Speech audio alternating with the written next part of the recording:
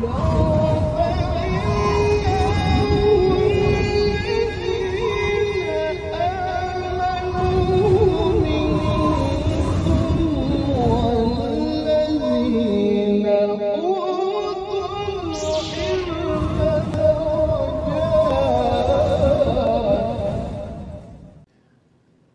billahi minasyaitonir rajim.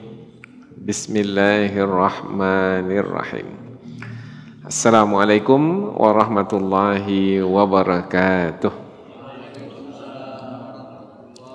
Alhamdulillahi rabbil alamin wa bihi nasta'inu ala umurid dunya waddin nasta'inuhu wa nastaghfiruh. ونعوذ بالله من شرور أنفسنا ومن سيئات أعمالنا فمن يهد الله فلا مضل له ومن يضلل فلا هادي له أشهد أن لا إله إلا الله وحده لا شريك له وأشهد أن محمدا عبده ورسوله لا نبي بعده. Amma ba'd. Puji syukur kehadirat Allah Subhanahu wa taala yang masih melimpahkan rahmat dan nikmatnya. Kita bersyukur dengan mengucapkan alhamdulillahi rabbil alamin. Kemudian tidak lupa pula bersalawat kepada Rasulullah dengan mengucapkan Allahumma salli ala sayyidina Muhammad wa ala ali sayyidina Muhammad.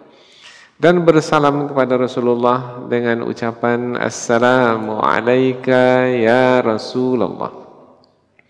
Alhamdulillah kita dapat kembali meneruskan pengajian tafsir ayat-ayat suci Al-Quran yang insya-Allah kita akan teruskan kepada ayat yang ke-54 hingga 57 dari surah An-Nur, yaitu tentang janji Allah Subhanahu wa taala bagi orang-orang beriman bahwasanya apabila mereka tetap menjaga, membuktikan keimanan mereka, kemudian mereka beramal saleh, maka Allah Subhanahu wa taala menjanjikan bagi mereka kekuasaan di muka bumi. Mereka akan dijadikan orang-orang yang berkuasa di muka bumi.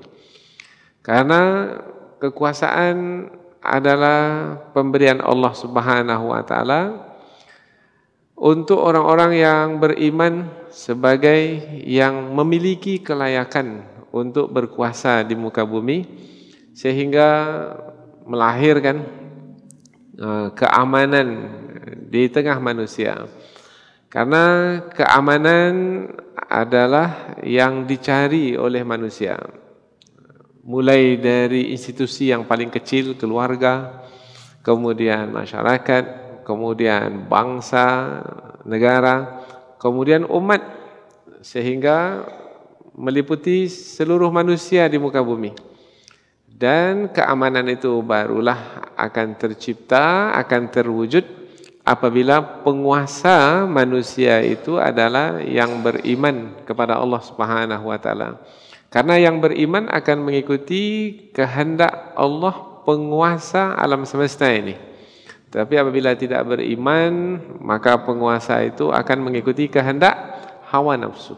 Yang mengikuti kehendak hawa nafsu, mereka ini akan melakukan kezaliman, karena mereka akan mungkin mengambil hak-hak, akan merampas hak-hak orang lain, dan tidak akan merasa bersalah, karena mereka merasa bahwasanya mereka lah yang berkuasa sepenuhnya di muka bumi ini. Padahal sebenarnya yang berkuasa sejati di muka bumi ini adalah Allah Subhanahu wa taala. Siapa yang akan sampai kepada keyakinan yang berkuasa yang sejati itu adalah Allah? Hanyalah orang-orang beriman. Maka apabila ada orang-orang yang beriman kemudian menjaga keimanan mereka, kemudian mereka beramal saleh, mana yang Allah kehendaki itu yang mereka jalankan, syariat Allah yang mereka amalkan, yang mereka kerjakan sesuai dengan apa yang Allah kehendaki, maka Allah akan menepati janji. Yaitu Allah akan berikan kekuasaan dan akan mengokohkan agama mereka. Agama yang dimaksudkan adalah agama Islam. Kemudian Allah ridha dengan agama yang mereka anut, yang mereka jalankan, maka berubahlah keadaan. Yang tadinya mereka berada dalam ketakutan, manusia berada dalam ketakutan, maka berubahlah manusia akan merasakan keamanan. Dan itu adalah janji Allah Subhanahu wa taala. Orang-orang yang beriman akan merasa aman dalam beribadah kepada Allah Subhanahu wa taala dan tidak menyekutukan Allah dengan sesuatu apapun. Nah, inilah ayat yang akan kita pelajari, yang juga di dalam ayat ini disebutkan bukan hanya janji Allah, ancaman Allah pun juga ada.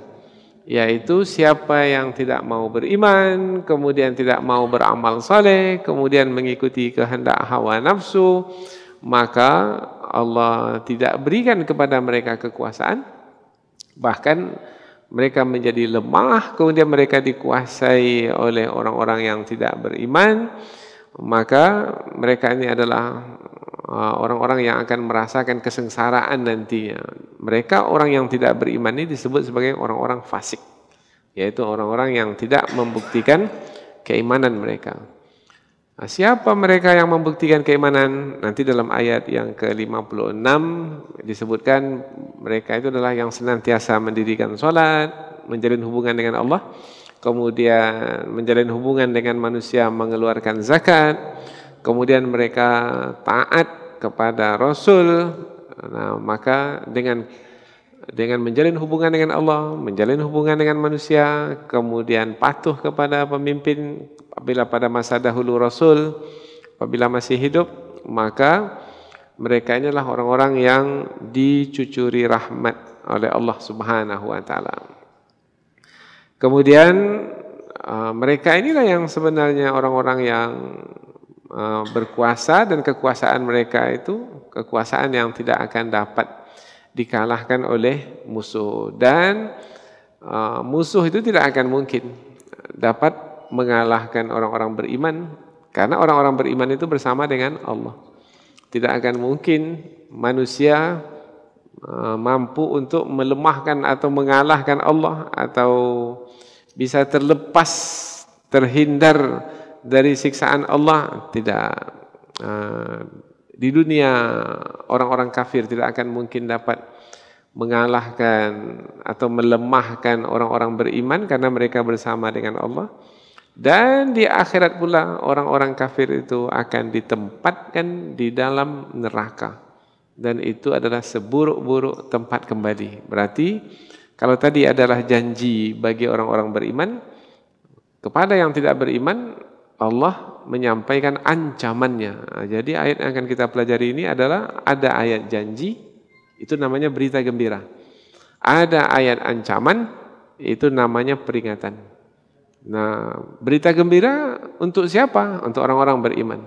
Ancaman itu kepada siapa? Ancaman itu kepada orang-orang fasik, yaitu yang tidak beriman, atau yang meninggalkan tuntutan keimanan. Karena apabila kita beriman dituntut untuk taat kepada Allah, taat kepada Rasul, kemudian menjalankan syariat Allah. Inilah dia ayat-ayat yang akan kita pelajari, yaitu ayat-ayat yang menerangkan tentang janji dan juga ancaman Allah Subhanahu wa taala. Maka bahasa yang ada dalam Quran itu adalah bahasa berita gembira, bahasa ancaman. Bahkan Rasul sendiri dalam Al-Quran disebutkan bahwasanya Rasul itu diutus untuk menyampaikan berita gembira dan untuk menyampaikan ancaman. Kalau disebut tentang surga, pahala, balasan kebaikan, itu berarti adalah berita gembira. Kalau disebut tentang neraka, umpamanya kecelakaan, umpamanya dilaknat oleh Allah, kemudian berlaku bencana, nah itu adalah ancaman. Nah, jadi bahasa Al-Quran itu ada bahasa yang kandungannya berita gembira, ada bahasa Al-Quran itu yang kandungannya adalah ancaman.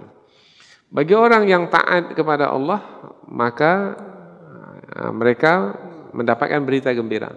Bagi orang yang bermaksiat, kemudian tidak juga mau menerima kebenaran, maka untuk mereka itu adalah bahasa ancaman.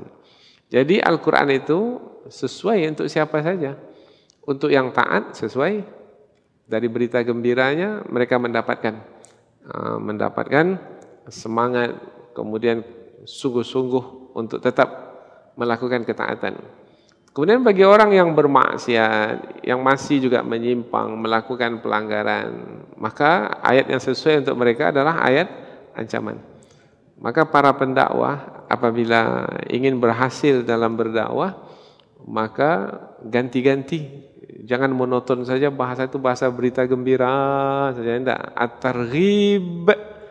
Kemudian juga satu lagi at-tarhib, yaitu peringatan, ancaman, supaya manusia memiliki rasa takut. Nah, kita ini antara harap dan takut. Harap masuk surga. Takut nanti kalau dimasukkan ke neraka. Harap dapat pahala. Takut mendapat siksa. Itulah dia hidup kita ini. Jadi kalau kita punya rasa harap dan takut itu, di antara kedua itu kita menjalani hidup, selamat. Insya Allah. Selamat. Tapi kalau harap saja, nanti bisa tergelincir. Atau takut saja membuat kita nanti akan sedih, kemudian putus asa, kemudian tidak ada semangat dalam menjalani hidup. Jadi bahasa Al-Quran itu bahasa keseimbangan antara kabar gembira dengan ancaman. Insya Allah kita akan pelajari 4 ayat ini.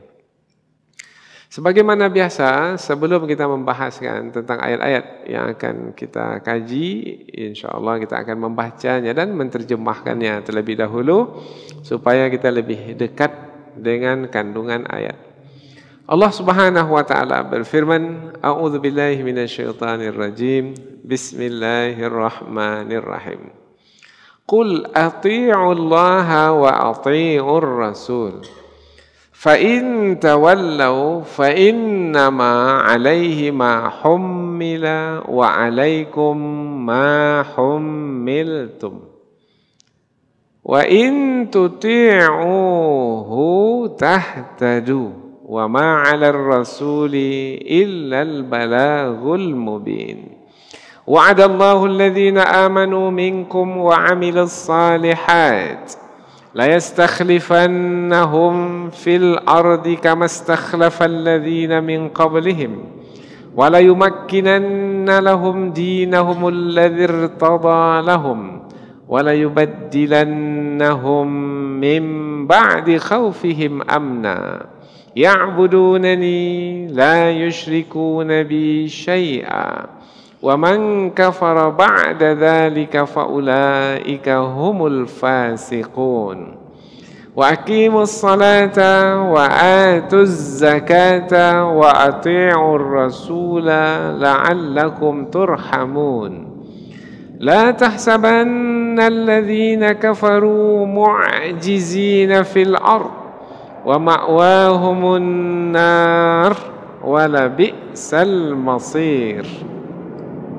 Allah Subhanahu wa taala berfirman, Qul, katakanlah wahai Muhammad perkataan berikut ini. Ati'u, taatlah Allah kepada Allah, wa ati'u, dan taatlah ar-rasul kepada Rasul. Fa'in, maka jika tawallau, kamu berpaling, fa innama, maka sesungguhnya alaihi, ke atas Rasul itu, ma hummil, apa-apa yang dibebankan kepadanya, wa alaikum, dan ke atas kamu, ma hummiltum, apa-apa pula yang dibebankan kepadamu. Jadi ada yang dibebankan kepada Rasul, Rasul yang menanggungnya. Ada juga yang dibebankan kepada orang-orang beriman, maka orang-orang beriman pula yang akan menanggungnya. Wa in, dan jika tuti'u, kamu patuh atau taat kepadanya, kepada Rasul, tahtadu, kamu mendapat petunjuk. Jadi yang mendapat petunjuk itu yang taat kepada Rasul. Wa ma, dan tidaklah alar Rasul, ke atas Rasul itu, illa, kecuali al-balagh, menyampaikan al-mubin yang nyata, penyampaian yang nyata. Jadi atas Rasul itu adalah penyampaian yang nyata, yaitu Rasul menyampaikan. Nah, adapun umat itu mau menerima apa yang disampaikan atau menolak apa yang disampaikan, itu umat itu sendiri yang akan menanggungnya, yang akan mempertanggungjawabkannya. Katakanlah wahai Muhammad, taatlah kepada Allah dan taatlah kepada Rasul. Maka jika mereka berpaling, maka sesungguhnya ke atas Rasul itu apa yang dibebankan kepadanya, dan ke atasmu apa-apa yang dibebankan kepadamu. Dan jika kamu taat kepadanya, kepada Rasul, maka kamu mendapat petunjuk. Dan tidaklah ke atas Rasul itu kecuali penyampaian yang nyata. Ayat berikutnya. Wa'ada, telah berjanji Allah alladzina amanu, kepada orang-orang yang beriman, minkum, dari kalanganmu, wa amilus salihat, dan beramal saleh. Apa janji Allah itu? La yastakhlifannahum, sungguh dia Allah akan memberikan kekuasaan kepadamu, atau akan membuatmu berkuasa, akan membuat mereka ya.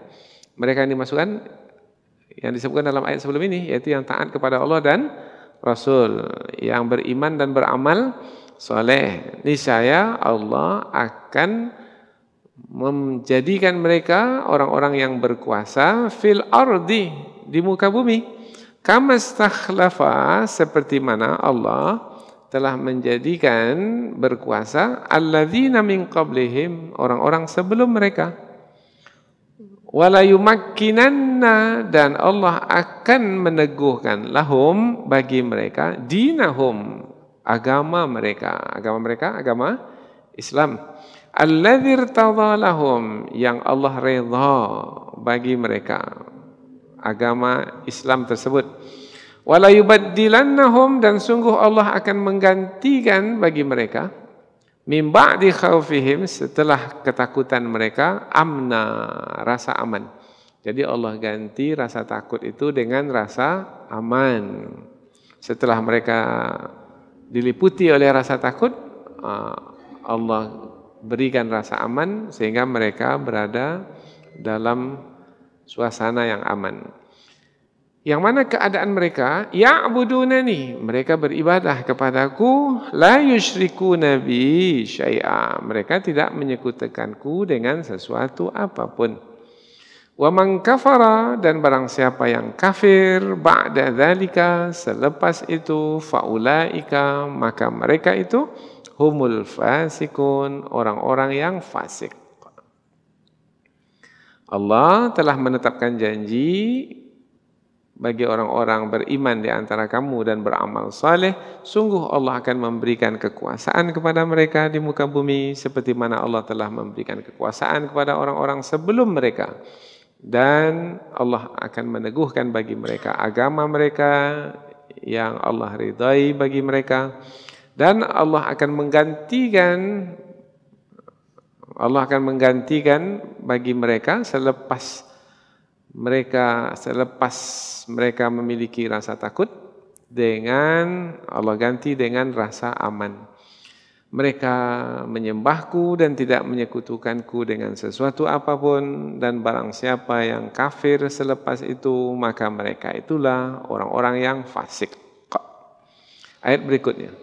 Wa aqimu, dan dirikanlah as-salat, salat, wa atu, dan berikanlah az-zakah, zakat, wa ati'u, dan taatlah ar-rasul, rasul, la'allakum, mudah-mudahan kamu, turhamun, dirahmati Allah, atau dilimpahkan dengan rahmat.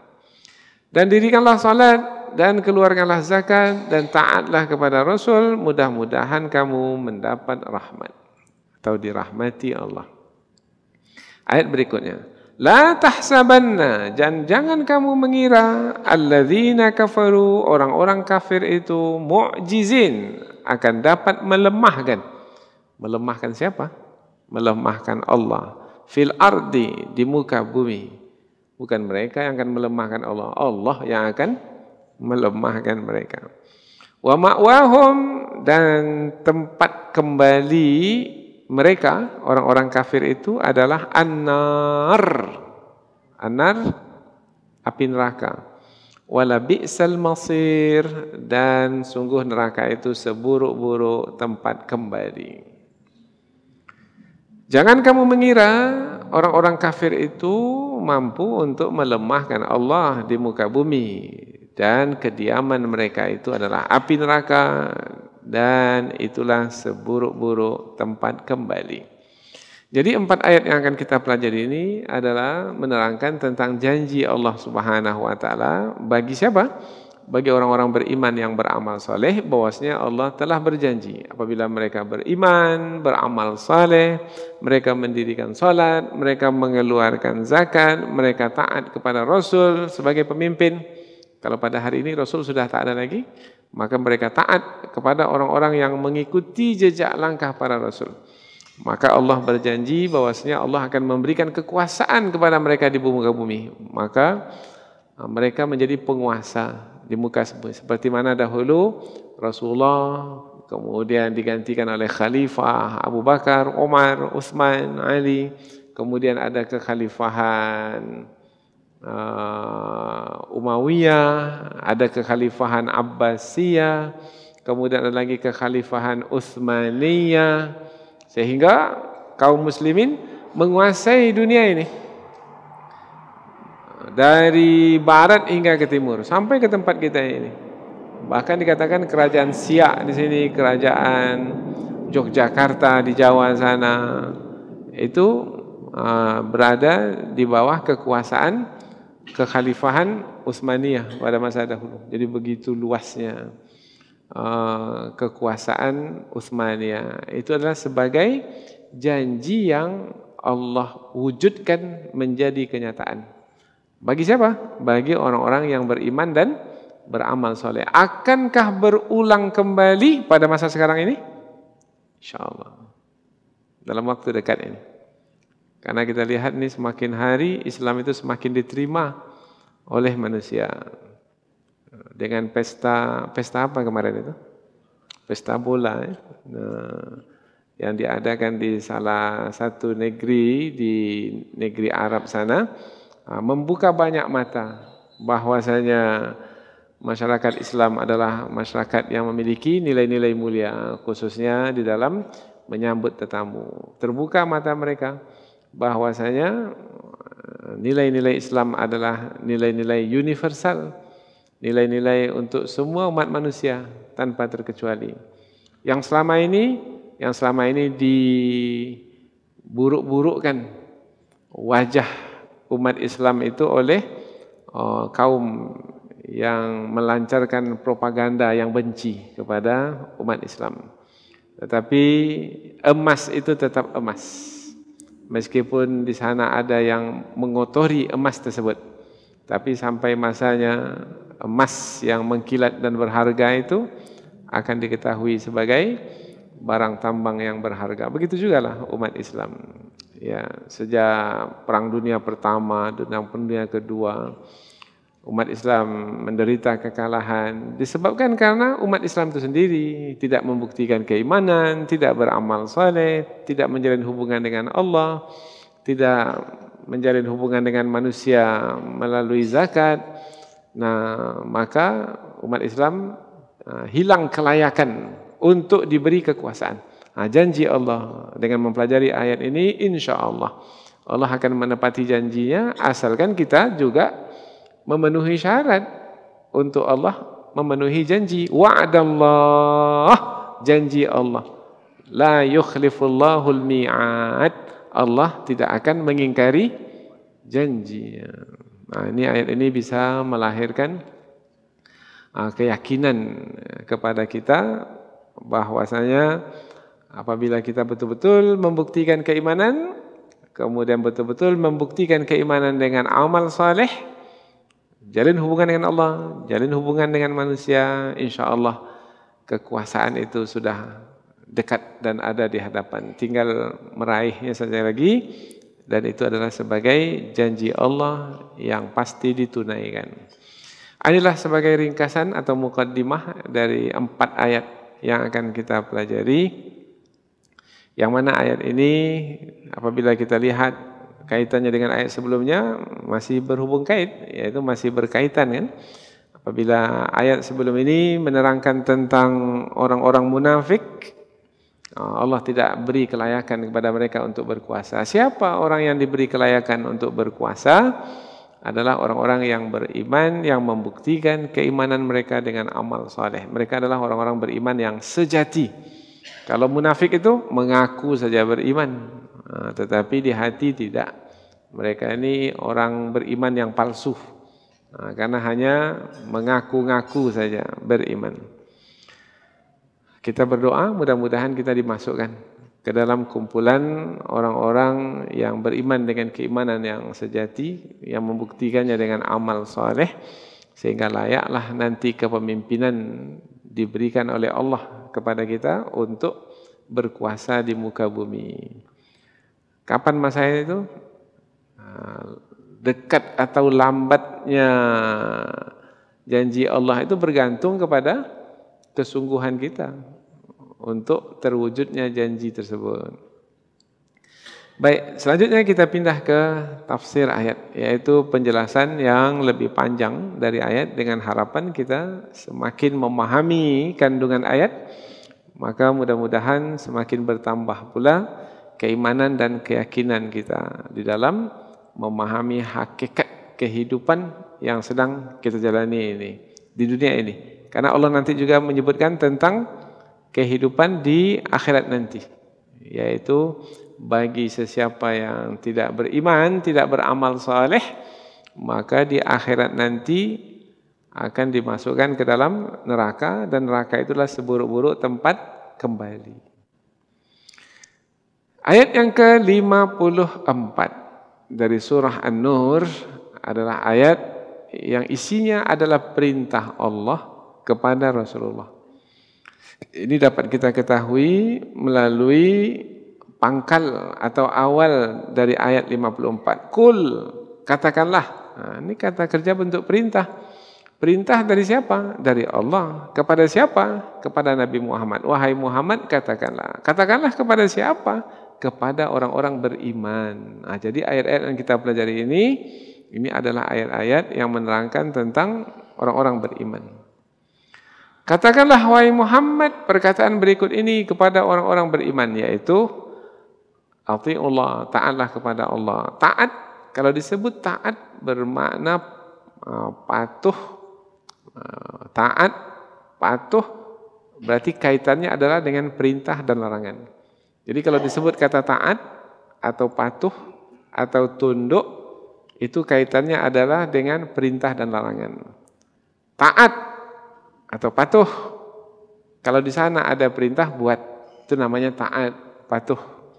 Kalau di sana ada larangan jangan buat, nah, itu namanya taat atau patuh. Jadi ketaatan atau kepatuhan itu adalah dengan menjalankan perintah Allah dan meninggalkan larangan Allah. Artinya tidak melakukan apa yang dilarang oleh Allah. Wa atii'ur rasul, dan taat pula kepada Rasul. Kalau disebut taat berarti, kalau taat kepada Rasul berarti ada perintah Rasul, ada larangan Rasul. Maka yang diperintahkan oleh Rasul buat, yang dilarang oleh Rasul jangan buat. Berarti ada dua ketaatan. Ketaatan kepada Allah dan ketaatan kepada Rasul. Berarti ada dua ketaatan yang berbeda? Tidak. Memang ada ketaatan kepada Allah, ada ketaatan kepada Rasul, dua ketaatan. Tapi sebenarnya satu juga. Apa sebab? Sebab ketaatan kepada Rasul itu adalah juga ketaatan kepada Allah. Man ata'ar Rasul faqad ata'a Allah. Siapa yang taat kepada Rasul sebenarnya taat kepada Allah. Apa sebab? Sebab apabila Rasul memerintah itu adalah berdasarkan wahyu Allah juga. Wa ma yantiqu 'anil hawa in huwa illa wahyu yuha. Tidaklah yang disabdakan Nabi, kalau Nabi bersabda dengan perintahnya, melainkan ia adalah juga wahyu yang diwahyukan kepada baginda Rasulullah. Jadi jangan fahami, ada dua ketaatan lah, berarti ada perbedaan lah. Enggak. Dua ketaatan kepada Allah dan Rasul, tetapi sebenarnya satu. Kemudian tidak boleh memisahkan ketaatan kepada Allah dan ketaatan kepada Rasul. Tidak, saya hanya mau taat kepada Allah saja dan saya tidak mau taat kepada Rasul. Tak boleh. Itu adalah dua perintah. Karena dahulu ada satu kelompok, mudah-mudahan kelompok ini sudah tak ada lagi sekarang, yaitu mereka ini disebut sebagai ahlul Quran. Mereka hanya percaya kepada Al-Quran saja. Dia tidak mempercayai hadis Nabi. Namanya ingkarus sunnah, ingkar kepada sunnah Nabi. Kalau kepada Quran dia percaya, tapi kepada sunnah Nabi dia tak percaya.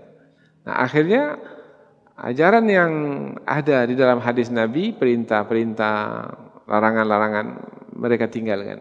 Nah, orang yang seperti ini sudah tidak menepati apa yang diperintahkan di dalam ayat ini oleh Allah Subhanahu wa taala kepada Rasulnya, yaitu supaya taat kepada Allah dan taat kepada Rasul. Bahkan Allah sendiri yang memerintahkan, "Fama atakumur rasulu fakhudhuhu." Mana yang didatangkan oleh Rasul buat. "Wa manahakum anhu fantahu." Mana yang dilarang oleh Rasul, intahu. Hentikan, jangan buat, jangan lakukan. Berarti jangan pisahkan antara Allah dengan Rasul dalam ketaatan. Wa ma 'alar rasuli illal balaghul mubin. Ini penekanannya, yaitu tidaklah Rasul itu melainkan hanya sebagai yang menyampaikan dengan nyata.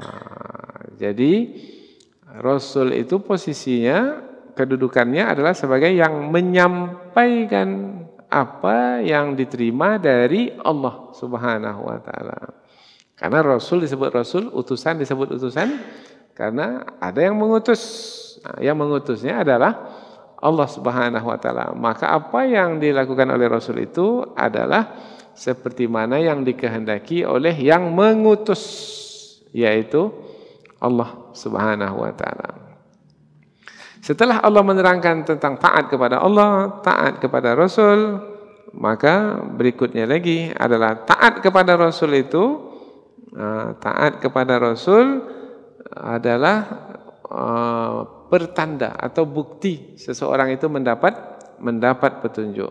Dan tidak taat kepada Allah dan tidak taat kepada Rasul, maka akan menanggung akibatnya sendiri. Yaitu fa in tawallau, maka jika kamu berpaling, fa innama alaihi ma hummil, maka sesungguhnya yang dibebankan kepada Rasul, ke atas Rasul, maka Rasul yang menanggungnya.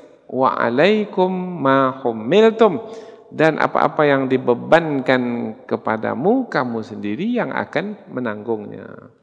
Jadi apabila ada di antara manusia atau umat ini yang tidak mau menjalankan perintah Rasul, tidak mau tunduk dan patuh kepada Rasul, maka Rasul tidak dipersalahkan.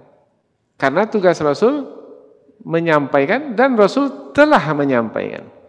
Tinggal lagi umat itu sendiri, manusia itu sendiri. Yaitu apabila tidak mau menjalankan apa yang diperintahkan Rasul, tak mau tunduk kepada Rasul, maka mereka lah yang akan menanggung akibatnya. Tapi kalau mau taat, wa in tuti'uhu, dan jika kamu mentaati Rasul, tahtadu, mendapat petunjuk. Jadi siapa orang yang mendapat petunjuk? Yang mengikuti Rasul, yang patuh kepada Rasul. Jadi patuh kepada Rasul itu menjadi penentu seseorang itu mendapat petunjuk atau tidak mendapat petunjuk. Berada di atas petunjuk atau menyimpang dari petunjuk. Dan tidaklah ke atas Rasul melainkan penyampaian yang nyata. Ayat berikutnya lagi adalah ayat yang menerangkan tentang janji Allah. Allah telah berjanji kepada orang-orang yang beriman. Kalau disebut berjanji, bermakna ada berapa pihak? Ada dua pihak. Pihak yang berjanji ini siapa dengan siapa? Allah dan orang-orang beriman. Jadi orang-orang beriman telah berjanji dengan Allah Ta'ala. Allah telah berjanji dengan orang beriman, dua pihak. Yaitu janji tersebut, Allah berjanji, kamu wahai orang beriman akan diberi kekuasaan. Itu janji Allah. Tetapi barulah Allah memberikan kekuasaan apabila kamu wahai orang beriman kepadaku, beramal soleh, dirikan salat, keluarkan zakat. Kalau kamu mau mendapatkan kekuasaan seperti yang kujanjikan, maka buat, penuhi syarat supaya nanti janji itu akan dipenuhi. Tapi apabila orang-orang beriman tidak memenuhi syarat tersebut, maka Allah tidak akan mewujudkan janjinya itu menjadi kenyataan. Jadi apabila sampai hari ini orang-orang beriman tidak juga diberi kekuasaan oleh Allah untuk menguasai muka bumi ini, sehingga banyak musuh mereka yang menguasai mereka, yang menjajah tanah air mereka, langsung atau tidak langsung, berarti orang-orang beriman itu mesti mengevaluasi diri, mengintrospeksi diri. Kira-kira sudah layak mendapatkan kekuasaan dari Allah tidak? Kalau belum layak lagi, layakkanlah diri, yaitu dengan beriman dan beramal soleh. Karena Allah di sini menyebutkan dengan penekanan, la yastakhlifannahum fil ardh, sungguh Allah akan memberikan kekuasaan kepada mereka di muka bumi, ke atas orang-orang yang kafir atau yang tidak beriman, yang akan menguasai mereka. Wala yubaddilannahum min ba'di khaufihim amna.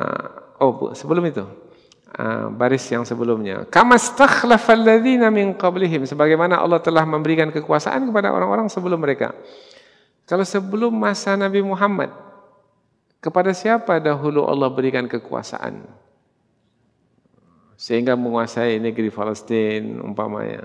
Kepada Nabi Daud, kepada Nabi Sulaiman alaihissalam. Allah telah berikan kekuasaan. Ya, kekuasaan Nabi Sulaiman itu bukan hanya menguasai manusia, sampai kepada menguasai bangsa jin. Nah, itu kekuasaan yang Allah berikan kepada Nabi Sulaiman. Allah juga menjanjikan janji yang sama kepada Nabi Muhammad dan juga janji yang sama kepada kita pada hari ini. Wala yumakkinanna lahum dinahumul ladzi irtadha lahum, dan Allah akan meneguhkan bagi mereka agama mereka. Agama ini maksudnya agama Islam, karena agama para nabi itu agama Islam. Agama Nabi Isa itu agama Islam, agama Nabi Musa itu agama Islam, agama Nabi Ibrahim agama Islam. Jangan katakan Nabi Ibrahim itu beragama Yahudi atau Nasrani. Makana Ibrahimu Yahudiyan, ayat Al-Quran. Bukanlah Nabi Ibrahim itu seorang Yahudi, wala Nasraniyan, bukan pula seorang Nasrani, walakin kana hanifan muslima, akan tapi ia adalah seorang yang lurus dan beragama Islam. Agama para nabi semenjak Nabi Adam, Nabi Nuh, itu adalah agama Islam. Wala yubaddilannahum min ba'di khaufihim amna, dan Allah akan menggantikan bagi mereka setelah mereka diliputi oleh rasa takut, maka Allah ganti dengan rasa aman. Dan sungguh Allah akan menggantikan bagi mereka selepas mereka dalam ketakutan dengan keamanan. Bagaimana keadaan mereka kalau sudah berada dalam suasana yang aman? Ya'budunani, mereka beribadah kepadaku. Kalau disebut kata beribadah, inilah tujuan penciptaan manusia. Tidaklah kuciptakan jin dan manusia melainkan untuk beribadah kepadaku. Berarti dengan kekuasaan itu berada di tangan kaum muslimin, orang-orang beriman, maka akan sampailah orang-orang beriman itu kepada tujuan penciptaan mereka sebagai manusia, yaitu beribadah kepada Allah dalam keadaan la yusyriku nabi syai'a, mereka tidak menyekutukanku dengan sesuatu apapun, mentauhidkan Allah. Kemudian berikutnya, wa man kafara ba'da dzalika, ujung ayat ini adalah ancaman.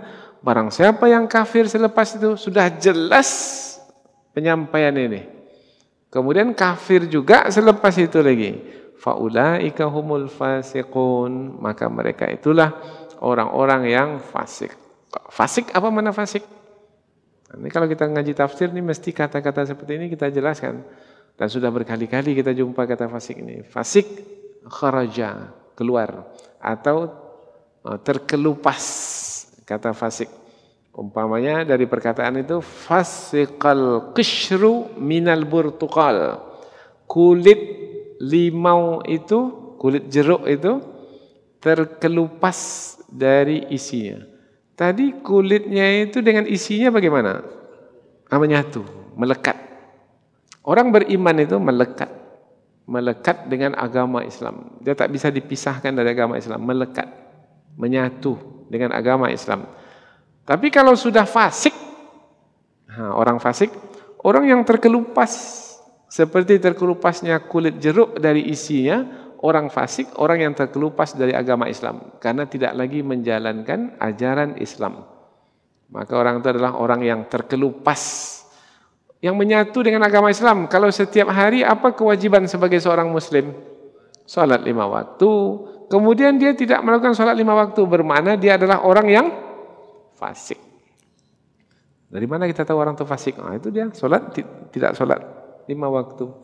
Sampai bulan Ramadan tak berpuasa. Dah cukup nisab haul, dia tak keluarkan zakat. Punya kemampuan, tak pergi ke tanah suci. Ini orang fasik. Kemudian orang fasik lagi, orang yang mestinya menjalankan syariat agama. Umpamanya dalam berpolitik, umpamanya bukan menghalalkan segala cara untuk mencapai tujuan, tapi mesti memenuhi, mengikuti syariat yang sudah diturunkan, jujur, umpamanya amanah, umpamanya adil. Ini dalam politik, dalam apabila diberi amanah untuk berkuasa, maka mestilah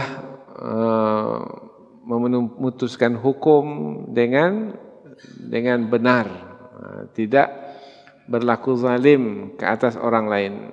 Nah, orang yang seperti ini adalah orang yang menyatu dengan agama. Kalau dia tidak berlaku adil, kemudian dia berlaku curang, berkhianat, maka mereka ini adalah orang yang fasik.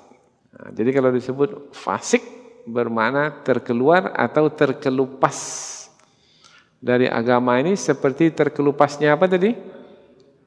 Kulit, ya, kulit jeruk dari isinya. Ayat berikutnya, inilah dia ayat menjelaskan lagi ayat sebelumnya. Seperti apa orang yang menyatu dengan agama itu? Kata istilah dalam bahasa Melayu, bersebati dengan agama Islam. Agama Islam itu menjadi darah dagingnya. Apa tanda Melayu sejati? Dengan Islam ia bersebati, tak bisa dipisahkan. Yaitu mendirikan salat, aqimus salat, maka dirikanlah salat, wa atuz zakat, dan keluarkanlah zakat, wa atiur rasul, dan taatlah kepada Rasul, la'allakum turhamun, mudah-mudahan kamu diberi rahmat atau dirahmati oleh Allah. Maka musuh pandai, pandainya itu pandai buruk lah, cerdik buruk, jadiak buruk, yaitu bagaimana umat Islam itu supaya tidak berkuasa? Jauhkan dari sholat. Kemudian munculkan sifat egois, kikir, bakhil, tak peduli dengan orang lain. Kemudian angkat pemimpin. Yang pemimpin itu memerintah sekehendak hatinya, sehingga Rasul yang sepatutnya menjadi pemimpin terpinggir. 3 ini yang dibuat. Karena 3 ini yang akan menggugurkan kelayakan umat Islam itu dari mendapatkan rahmat. Bagaimana caranya ini supaya umat Islam itu jauh dari sholat? Mudah saja, yaitu beri izin tempat-tempat hiburan di mana-mana. Karena dengan memberi izin ini, apa yang berlaku di tempat hiburan itu? Sudah lalai dari menjalankan agama. Orang kalau sudah sampai di tempat hiburan itu, ingat dia sholat? Tidak. Tak ingat lagi. Bukan hanya sholat. yang dilupakan, mabuk-mabukan. Tak tahu lagi dia mana yang baik, mana yang benar. Orang kalau sudah mabuk, tahu dia mana yang baik, mana yang buruk? Enggak.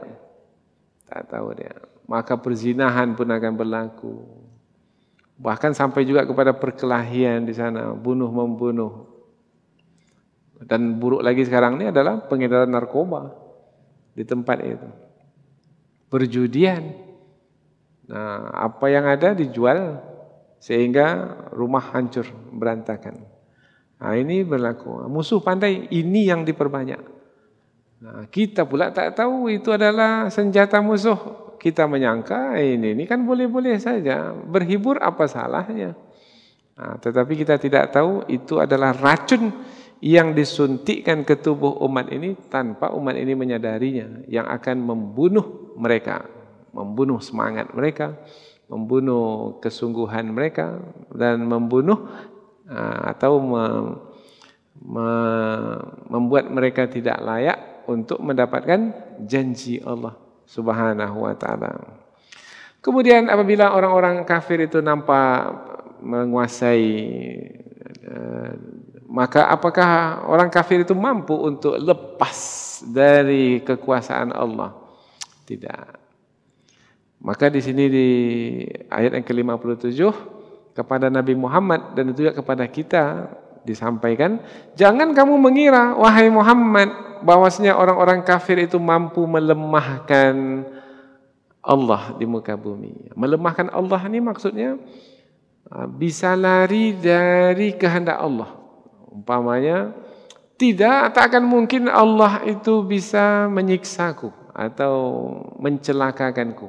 Larilah, mau kemana lari? Akan mudah bagi Allah untuk mencelakakan mereka. Masuk ke dalam bunker, ya, tempat persembunyian dalam tanah. Masuklah ke dalam tanah itu. Kunci rapat-rapat bunker itu. Kemudian tak ada lagi udara masuk. Matilah dalam itu. Karena walau kuntum fi burujim musyayyadah. Jadi mati yang manusia itu lari daripadanya, mati itu akan datang kepada mereka.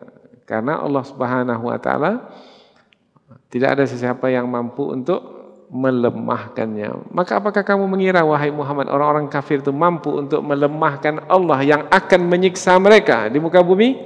Tidak.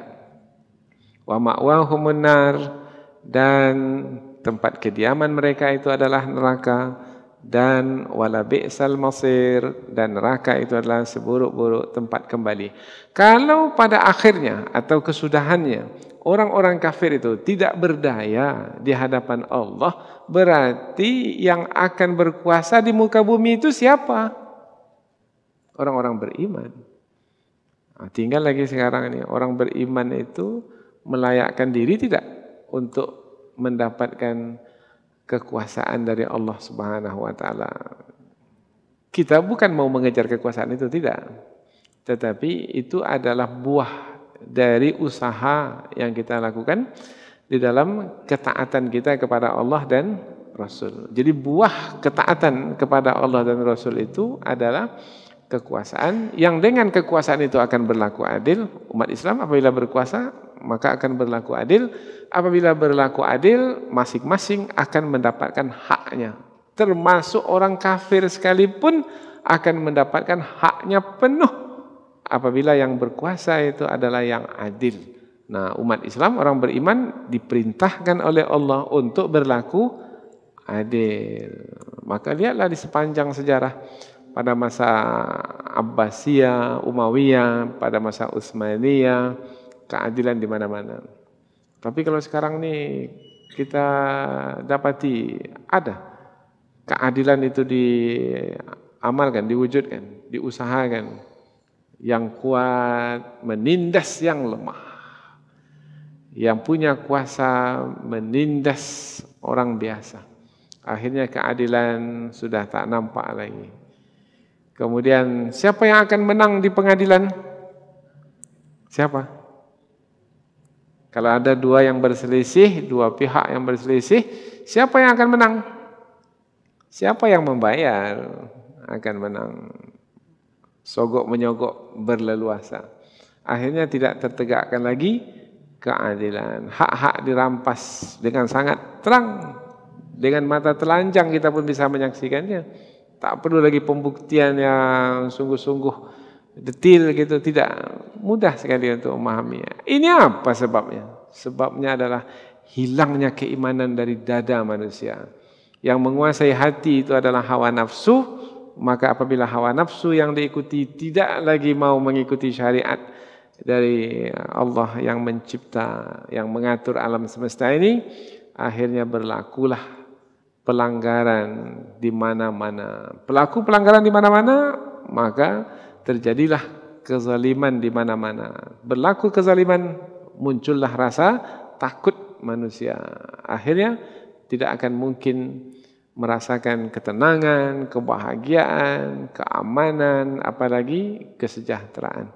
Mudah-mudahan insyaAllah ayat-ayat yang kita pelajari ini menambah pengetahuan kita tentang agama yang mulia ini. Tentang Allah, tentang Rasul, tentang hari akhirat sebagai hari pembalasan. Kemudian tentang Islam sebagai syariat untuk kebaikan hidup umat manusia. Wabillahi hidayah wa taufiq. Subhanakallahumma wa bihamdika asyhadu an la ilaha illa anta wa astaghfiruka wa atubu ilaik. Wassalamualaikum warahmatullahi wabarakatuh.